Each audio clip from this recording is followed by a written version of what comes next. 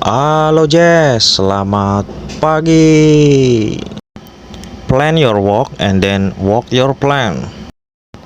Artinya, rencanakan pekerjaanmu, lalu kerjakan rencanamu. Seperti halnya sebuah kapal, di mana seluruh kegiatan di atas kapal itu pasti ada rekodnya. Nah, pada kesempatan kali ini, mari kita sama-sama belajar bagaimana cara mengisi bell logbook atau bell book. Kalau di Indo biasa kita sebut dengan buku olah gerak. Inilah penampakan bell book ya. Ada sedikit bahasa Mandarin atau bahasa Cina karena saya naik di atas kapal Cina, ini perusahaan Cina. Oke, seperti apa cara mengisinya? Tonton video ini sampai habis.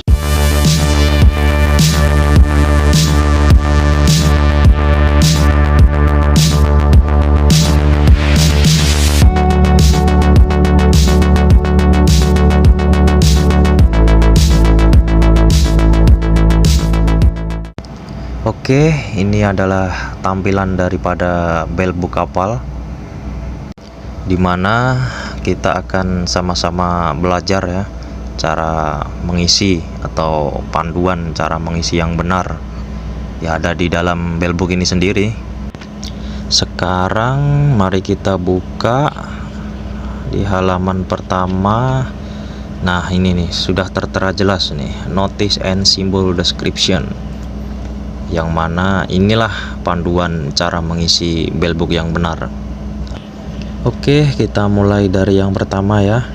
Bisa kita perhatikan bareng-bareng bahwa selama main engine walk, telegraph order, dan engine operation ini harus direkod benar-benar ya dengan telegraph simbol. Nanti simbolnya ada di bagian paling bawah.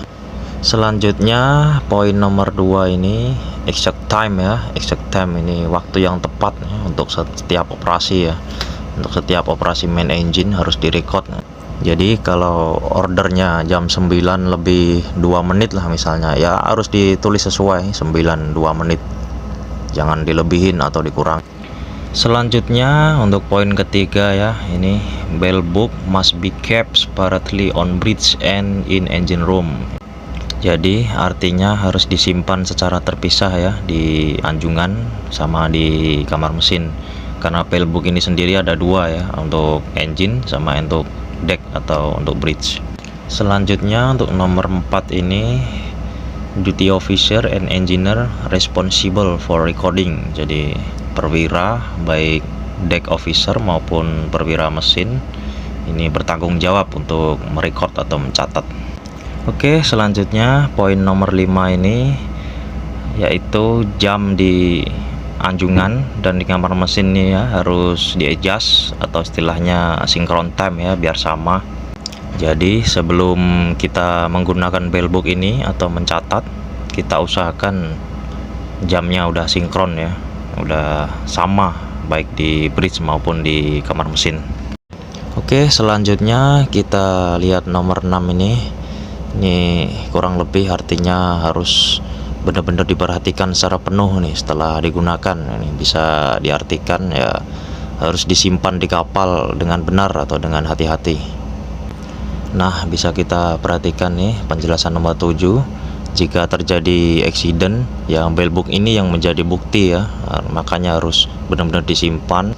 Jadi bell book ini ya sama halnya dengan logbook.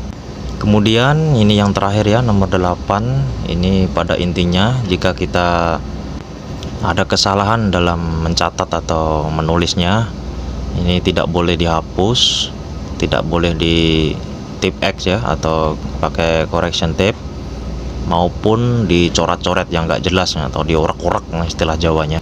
Jadi artinya kalau kita ada kesalahan, kita cukup untuk kasih satu garis ya, kita coret satu garis, kemudian kita kasih paraf atau tanda tangan ya di sebelahnya ya, dengan catatan kalimat atau kata yang salah tadi yang kita coret masih bisa jelas terbaca.